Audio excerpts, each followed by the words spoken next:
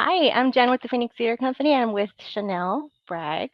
Hi, And Chanel, can everyone. you introduce yourself and let them know why we're talking to you today? Yes, I am Chanel Bragg, and I am the director for Looking Over the President's Shoulder for Phoenix Theater this season. So, thank you for taking your time out of the day on this rainy Friday. So, first question, and I'm going to combine it with the second one. So, tell us about looking over the president's shoulder, and then tell us about the main character, since it's like a one-man show. Kind of goes hand in Absolutely. hand. Well, one thing I want to just say that I'm just super excited to be a part of this project. I received the mailer. So I went to show. So please feel free to show your patronage to the theater. It was so cool to like get these in the mail. And although this is my third project with the Phoenix Theater Company, it still is surprising to have my name on it. And so this was just really cool. I was like, look, mom, I made the refrigerator. So I took it off my refrigerator to share with you and how excited I am. To direct this particular piece right now, I feel like it is timely. And I always look at the breadth of my work, both as an actor, but also as a director. And it's like, why am I the storyteller for this particular piece right now? And Looking Over the President's Shoulder is a beautiful story that is timeless and talking about the power of just like human connection. Like that's what this piece is about. It is about Alonzo Fields. So the short version of the summary, it's about Alonzo Fields, who was a butler for the White House for four different U.S. presidencies, which is really, really incredible. And so to watch how he maneuvered as time was shifting, it begins. He started working for the White House in 1933. And so to see how he has shifted from the beginning and then after his retirement 21 years later, the world shifted and it changed. And his relationship with each president was indicative of the times, going from the Depression up into the hills of the Civil Rights Movement. And so it's really, really cool to tell this story right now because I do think that our relationship with the White House, right, is being defined right now in this moment in 2025. And to hear a beautiful story about a man who doted on the presidents and what his life looked like. And then as an artist, I really love that it's a true story about he was a former opera singer, and it's how he chose a different path because he needed to provide for his family, and he didn't quite know that he wouldn't be an opera singer for the rest of his life. He was on the precipice of greatness. He was in the right rooms, making the right networks and the right connections. He was a part of a group that gave Marian Anderson a scholarship, which is wild. So, like, he had the trajectory of being like a common household name as an opera singer. However, with the times being what they were and the need for work and the shift, he then had to find that his art lied somewhere else as well. So he wasn't just a butler. He was more than that. He was a confidant. He was a leader in the White House, and he provided for his family. And although his life took a turn he didn't expect, he found that art can exist and no matter what your profession is. So he navigated that so expertly that, yes, this is what I'm doing right now. And there's a beautiful part in the play where he's like, wow, his realization of like, I've been doing this for 21 years. And that moment, though, what he's like, a dream deferred, about his opera singing career. But what I love is the catharsis of the play as he navigates through nostalgia and memory, what his experience was working for the White House. Because we do meet him on his last day of work after his last shift. He's sitting on a bus stop and he's just talking to us. And at the end, you find that he has just such great pride in the work that he's done, and he's proud of himself. And although that his dream had to shift a little bit, his life was not any less honorable, which I think is pretty amazing. So, you kind of led into like my next question. Like, I was wondering, like, what time frame this is. Is this a man like looking back? Do we get like back and forth of him in a situation?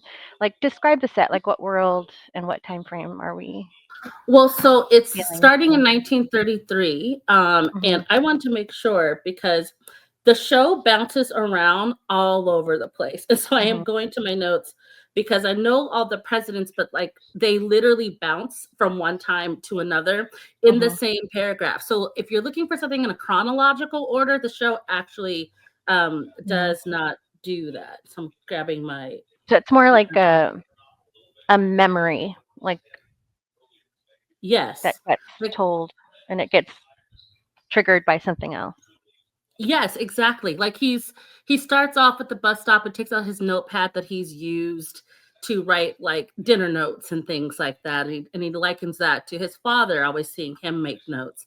And then he starts to transition into, it's so funny, my first inauguration with President Truman, or my first inauguration with Hoover, or my first, or serving FDR, and then like what it was like dealing with the scrutiny that he was facing because he was in a wheelchair. Like it's like all these really cool accounts from him, but they intersplice throughout. So again, it Mhm. doesn't go from one president to the next president to the next president. Mhm. It's actually like he's just having all these feelings. Like I remember this one time this happened Mhm. with Truman. Oh, wait a minute, but then with Hoover.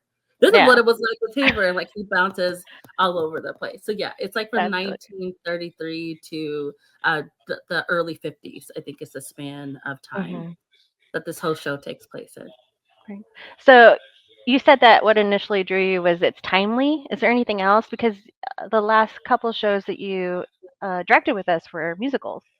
One was Yes. like a tiny little one in the same space that President Shoulder is Mhm. going to be in, and then a giant one on the Hormel stage.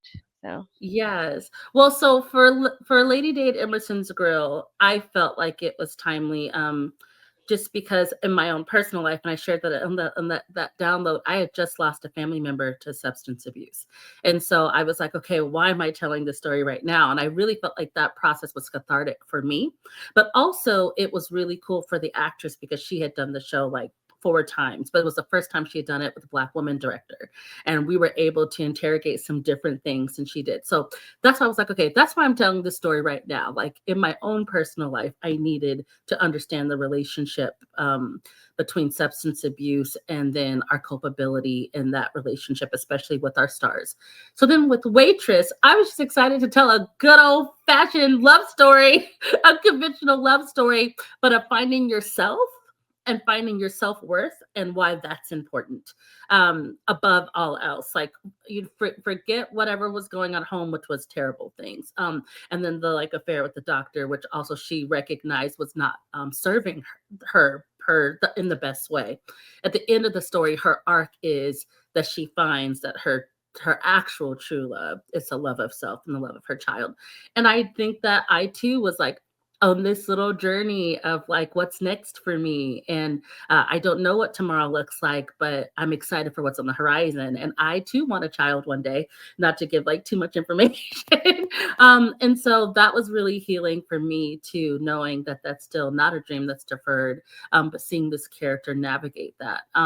But interestingly enough, what's consistent amongst those three characters in three very different shows is their belief in themselves and navigating circumstances that they didn't know that they would overcome, and then finding themselves though on the other side of it. Now whatever the outcome was for Lady Day, unfortunately it was more of a tragic outcome, but she at least still recognized that what she wanted was a family and some kids and a simpler life, right? What Jenna learns is that she has love for herself and now love for this child, and she's now going to be this business owner, and she's taken her life back.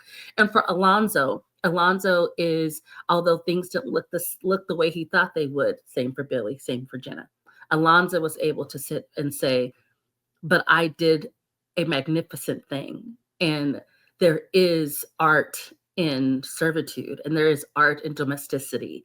And I should not have thought that like I turned up my nose to, oh, I'm going to be a butler in the White House, as opposed to I get to be one of the most trusted people around the leader of the free world. I get to take care of them. I get to connect with them in ways. I get to be in rooms I didn't think I'd be in. I get to be privy to conversations I didn't know I'd be privy to.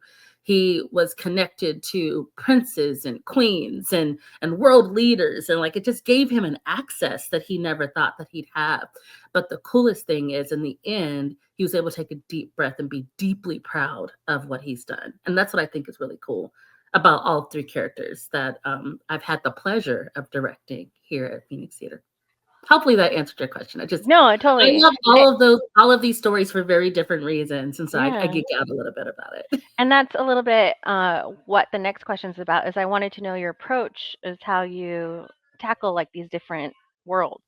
Like, is it that you find their humanity first, or do you find what do you find first in order to tell or direct the story? That's a really beautiful question. I think everything I do is humanity forward. Like truly, like in my own personal life, I'm an activist. I sing in a protest band. I like to align myself with institutions that are doing good work and that are doing work that matters to the community and works that celebrate our marginalized like populations. Like that's kind of my bag. And so if I can't find that connection in a piece, then I work very hard to find that connection in the piece. Like, not at Phoenix Theater, but I just directed a show at Black Theater Troupe called Grace and Glory.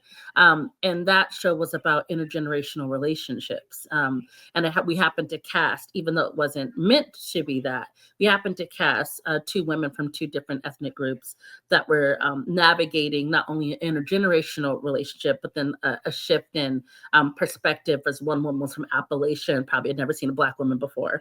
And then the young woman was from New York and never probably met a person that resides in the country before, and seeing how that city mouse versus country mouse and how they connect. And even then I was like, okay, Chanel, where do you find the connection to this piece even? And again, it's all rooted in humanity. And it's rooted in who we are.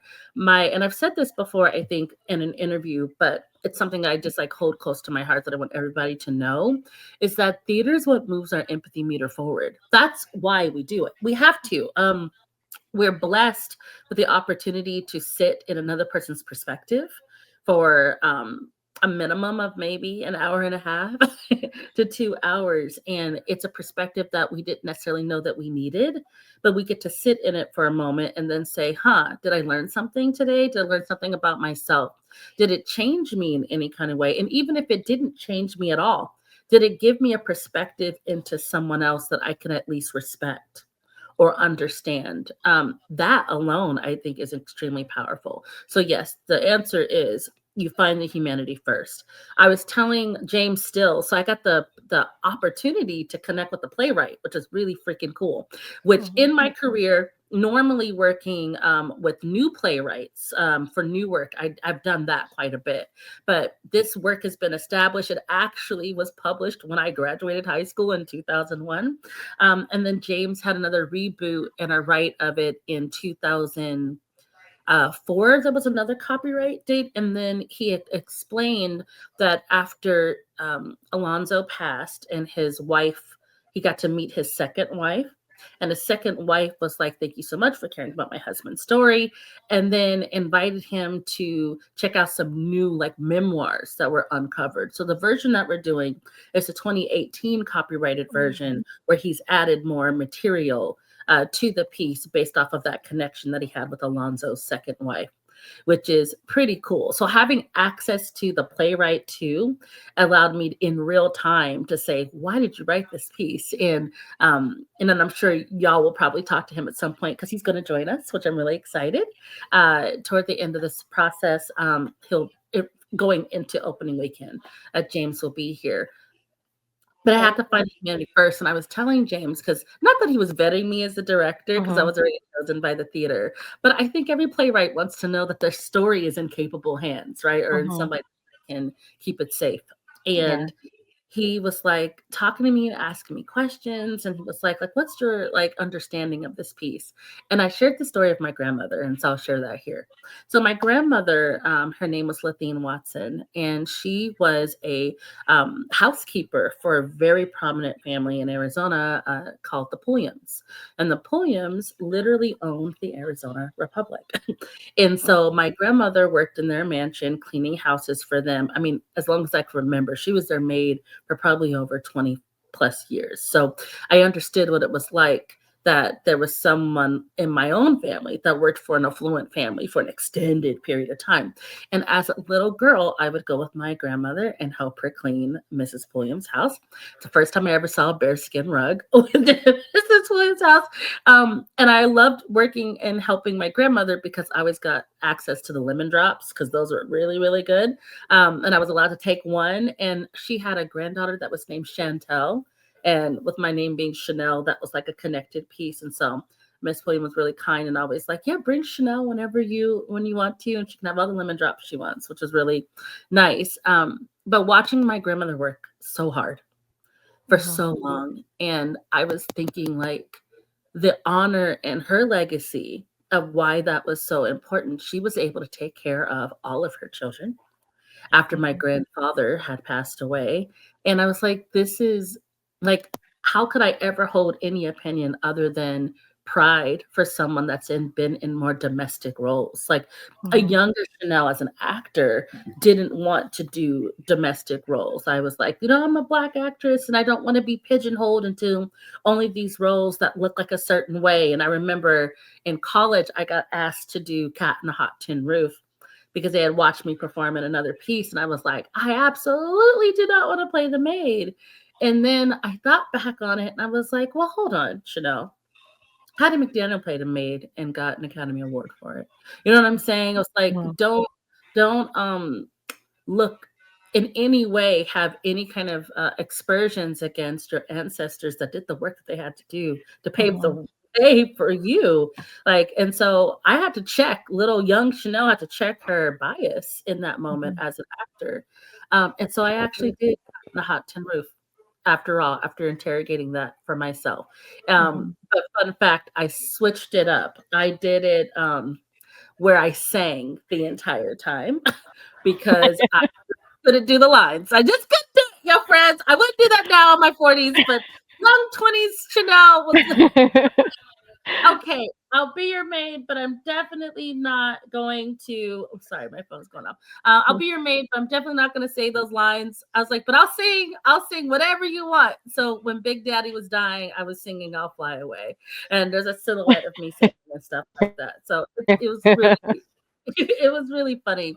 But I've learned since then, and in honoring the legacy of those before and honoring my grandmother's story, when James heard me tell that about my grandmother, he was like, Chanel, I think you're meant to direct my piece. And I was like, I have an understanding of it. And as an artist myself, sometimes when you step into another path, I went to theater administration for a little bit. The first thing I mourned was, wait a minute, do I not perform anymore? And that's not true. I still managed to still perform. And then even more so, though, now I'm on the other side of the table as the storyteller, as a director. And so it shifts just ever so slightly. So yeah, it's about still finding your art no matter what you're doing, whether it's in leadership or it's in directing or it's in performing. Never losing that part of yourself. And Alonzo doesn't, but he does find that there's another artistic part of himself that he never interrogated. Yeah, and it's kind of interesting too because those kind of roles also, like hairdressers, bartenders, kind of lowly thought upon, but also like they're everybody's therapist. And they're people that listen to all the stories. Like my grandfather was custodian too in a school, and he would go Christmas Day and take all the trees that were in the school and give them out to people who didn't have trees. So there's people, they have like a deeper, I guess, caretaker mentality. You just reminded me of a memory. This y'all are getting like Chanel unplugged. Like you're getting all the real. I cannot believe I never thought about this. I was in 6th grade. I went to PTCO Elementary, which for anyone that knows is in West Phoenix. And that's like 35th Avenue, like Roanoke. That's like real near Thomas. And it is, again, super inner city school. And predominantly Black and Mexican was the entire populace. And I went to Isaac Junior High, and then I would have went to Maryville. So that should explain the area that I grew up in. There was a custodian, and his name was Birdie. And the reason why his name was Birdie, because when he was a kid, he was, hopped up on sugar, I guess, and got excited to think that he could fly. And so he jumped off the roof, broke his arm, and that's why he was nicknamed Birdie. So it stuck forever. But what was interesting is I was a latchkey kid. And so being a latchkey kid, you're waiting for your mom to come pick you up. And so Birdie would come and be like, hey, who wants to help me clean things today? And I would. Me and my brothers and some of the other kids would be like fighting over like who gets to go help Birdie clean the bathrooms or the classrooms or empty the trash cans or whatever. And then he would reward us with a pizza party at the end of the week for all of our hard work. So yeah, maybe there's some child labor. I'm joking. We had to, of course, get permission from our parents, and it was one of my fondest memories. I completely forgot about Birdie. But the cool thing, though, is that again, he found joy in what he did. He found prestige and honor in that relationship to serving, even with being the janitor, right? Like that's the point. The point is there is great honor in all of the jobs that we hold. And Birdie is a standout. Like there are certain teachers I don't remember, but Birdie I do because of how he made me feel, which made me feel like I had agency, which made me feel important, which made me feel like I was a leader, which made me want to be a hard worker. Like all of that came from that relationship. And yeah, and again, another relationship embedded in domesticity. Yeah. So How yeah, do you I didn't hope? touch up Birdie today. No, I will. I love your stories. Yeah. So how do you hope contemporary audiences, especially like younger ones, will connect to Alonzo? Oh man, I hope that they know that the path is not linear, and that's okay. Like I think that he is just a proof of even my own story, that my story is like roller coaster on how I ended up where I am today. And I think that his story is indicative of that as well.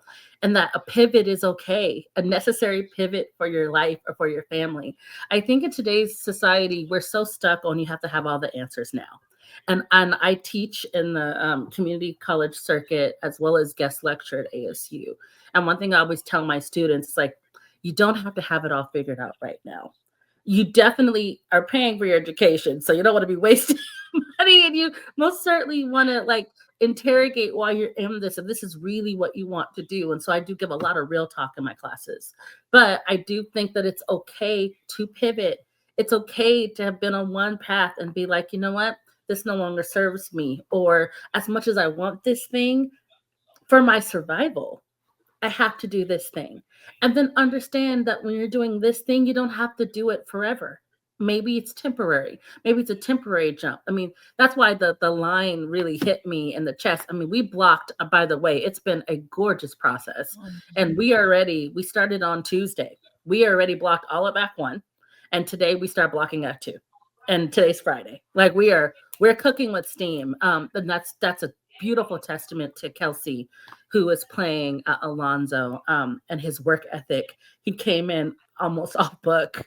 And so all we can do is just work and play and interrogate and get in the guts of this text. And so I'm grateful to him. So I want to give a quick shout out to Kelsey for the process. But that line, so that's why I'm so connected to the text right now, that line where he says, and I've been doing this for 21 years, and then he pauses and he says it again, 21 years. Time flies so quickly too. And I also want to encourage anyone that if you know that what you're doing right now is something you may not want to do, no time is like the present to pivot. And so he teaches us that. And that's how I would want younger audiences or more contemporary audiences to connect, at least in terms of I was on one path and now I've embraced another, and that being okay. I think that we should all live in that, because I feel like we have a lot of things that are shifting around us in our environment right now, and a lot of pivots that are being need to make. And I mean, me and my own career as well. I've been thinking lately, like, I want a family. What's the next move for me? And, I love being an artist, but I don't know if an artist will pay for me to be a mom. I mean, I'm just being like real. And so what does that next pivot and that shift look like? So, yeah. So next question. What are some adjectives you'd use to describe the show? Oh, I would say weirdly like astonishing. Mhm. And I think it's because of all of the insight that we get. I think it'll be astonishing, surprising, um, not quite tea telling, and that's not an adjective, Mm, but like there'll be truth, there'll be some like real truthful anecdotes. And so I think, yeah, I think it'll be surprising, astonishing, fun. I think mhm, there's I think it's poignant. I think it's important. mhm, And I think that I mean, it's not an adjective, it's more of a phrase, but I think you'll learn something about yourself mhm, watching how he connects to each president and mhm. how he's navigating his personal life. I think this is also not an adjective, so sorry, I'm like totally not doing Yeah. your exercise, but I think it'll be familiar. Mhm, And the reason why I think it'll be familiar is because he talks about real things happening. And as artists, and this is all for all the artists that are watching, mhm, we know what it's like to pour so much of yourself into something, and then for your family to kind of have to wade in a way without you for a little bit. Uh, um, and that's something that I grapple with deeply, which is why I try to make sure I have my consistent calls with my mom and my mhm, consistent outings. Like I took my entire all of my nieces and nephews, so my entire immediate family to see Frozen, and I had carved out a day for us, and we had a little scavenger hunt. Those moments are important. And sometimes as an artist, because art never sleeps, and you also work on the weekends and you work on the mhm, holidays, you have to carve out time. And there's moments in this play where his humanity really shows. Like, gosh, I have this great job, and I'm taking care of the leader of the world, but yet my wife is in the hospital, mm, but I have to be here. And mhm, so, familiar, nostalgic, watching someone navigate through some challenges, but also grappling with service and duty, right? mhm, Not just to himself, but to our country as mhm, well.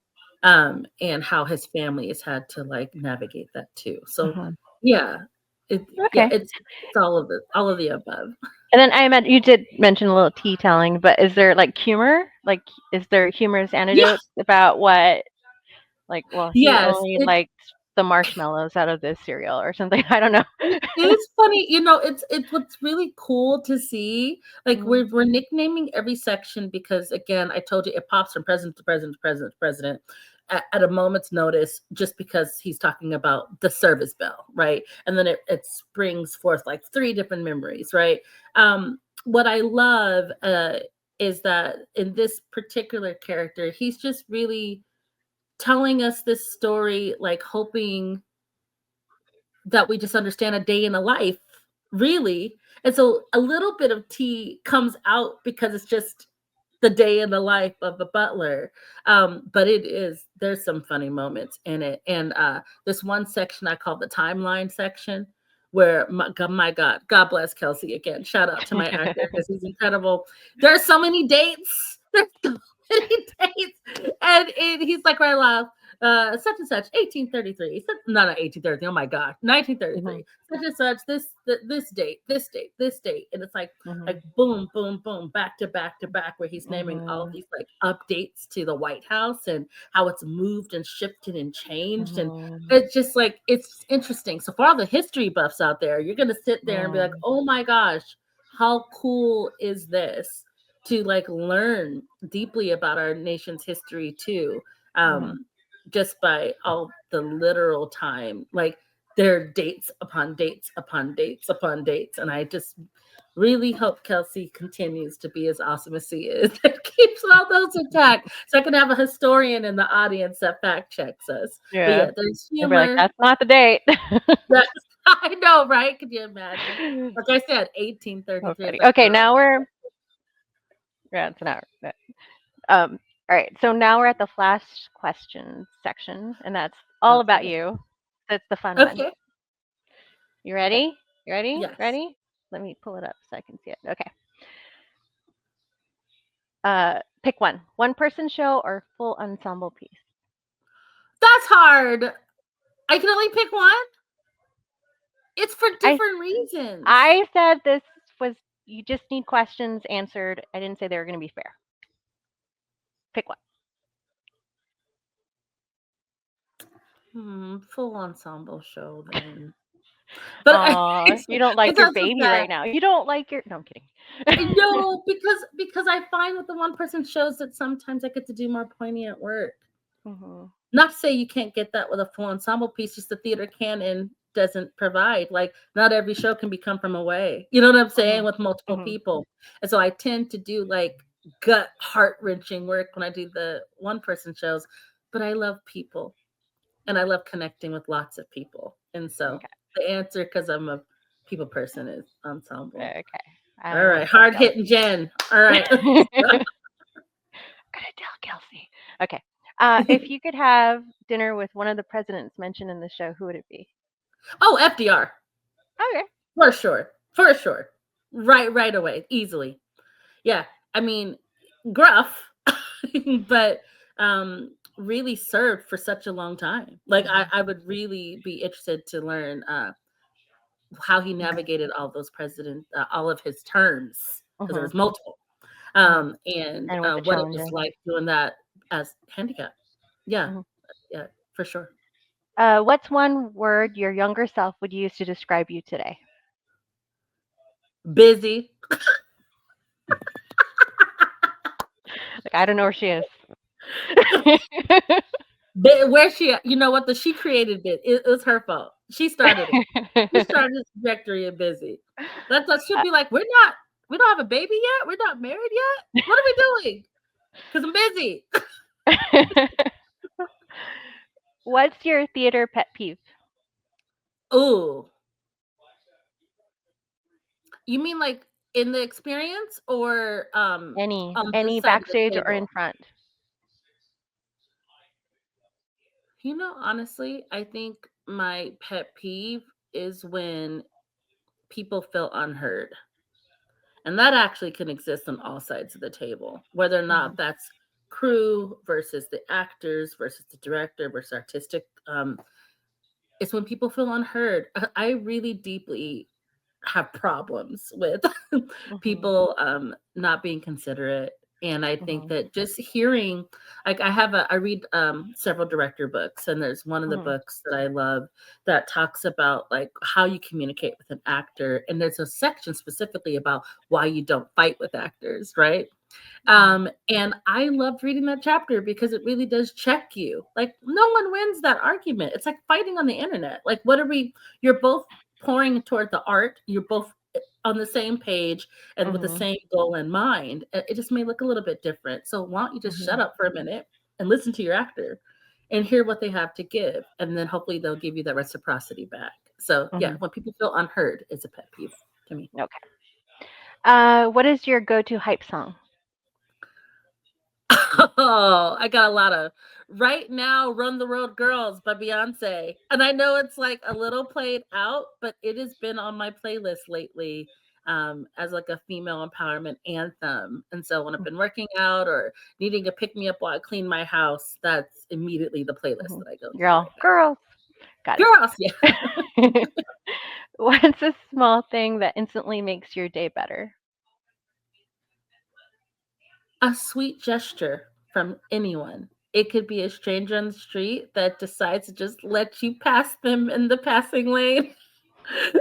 Or it could be, someone who kindly brings you a sweet treat. I'm very fortunate to have a network of wonderful humans that surprise me on the daily with different, just like, for example, my assistant stage manager, Phoenix, yesterday, I was talking about how I wanted a cookie, but I'm trying to be more health conscious.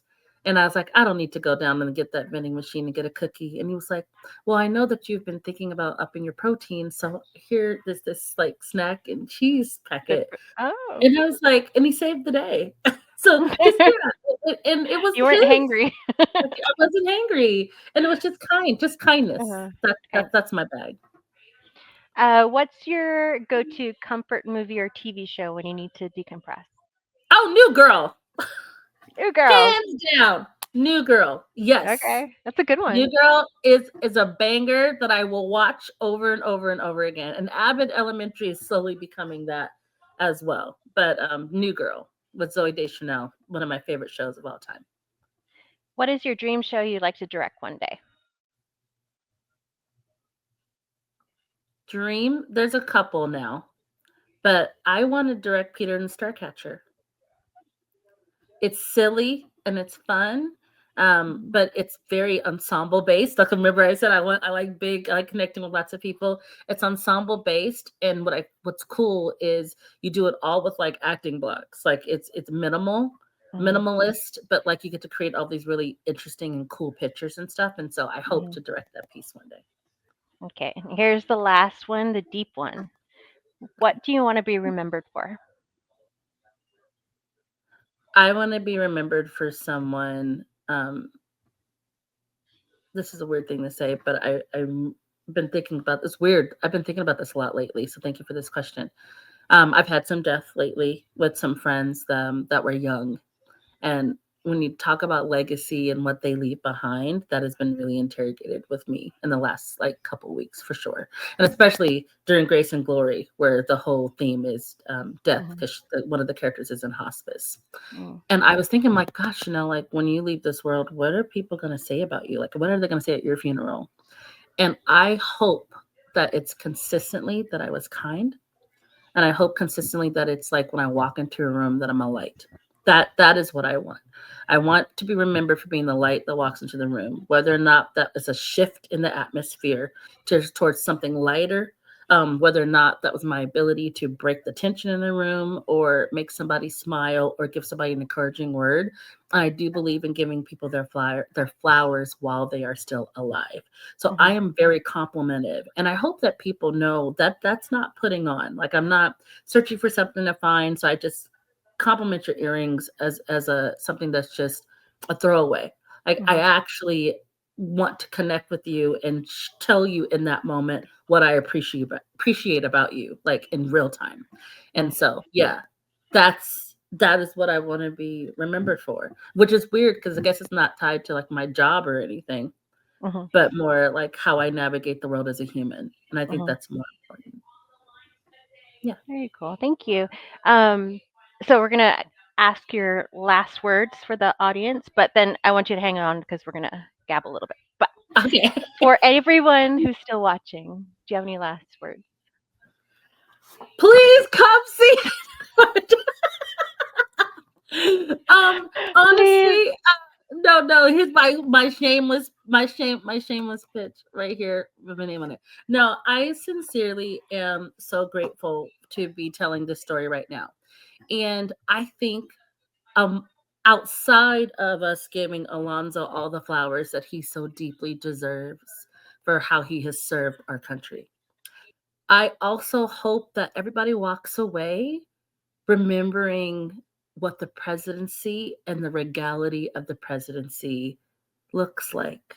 I hope these stories and these anecdotes put us in a framework where America gets to sit in the nostalgia of what presidency looks like and how it could navigate even in good moments and even in bad moments. And it's not a social commentary. That's not the last thing I want to leave with you all. Like, I'm not jumping up on a soapbox. I'm not saying anything in particular, but I am saying little 4-year-old Chanel who participated in Rock the Vote, who voted for Ross Perot of all of the candidates, because in the debates, my fourth grade heart only could connect to that he was the nice one on stage.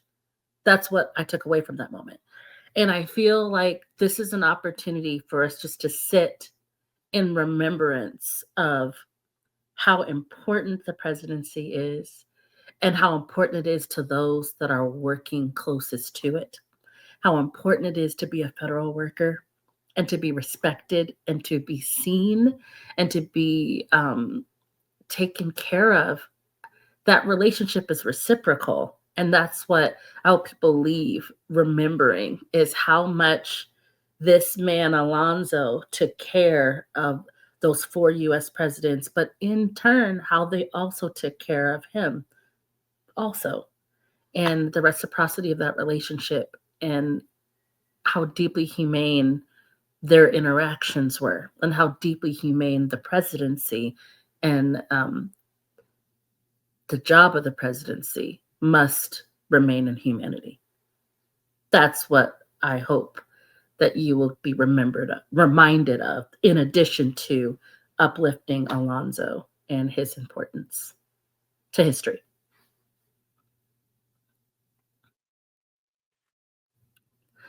You're on mute. I am. I had such a great closing. But I'll just say thank you now because you missed it all. No, give it to me. I want to hear it. No, I just said I love it. Humanity, stories worth remembering. I love it. I'm excited to see your show. Yeah, I'm excited for people to see it. And again, if you're history buff like me, you're gonna geek out at all the like wonderful like insight. I don't think I was joking about this the other day about how I think standard Americans would not know how to pass a citizenship test. And I really mean that. And that's not me saying, again, I'm not jumping up on a box. I'm just saying I don't think the average American naturalized citizen could pass the test. And there's so many facts in this that I feel like after this, I could go in there and nail that citizenship test. Yeah, it's a great way to be reminded of history. It really is, and to sit in history and learn. Like, who knew? You'll come for entertainment, and you'll learn something at the same time. Very cool. Thank you so much for joining us. Thank you.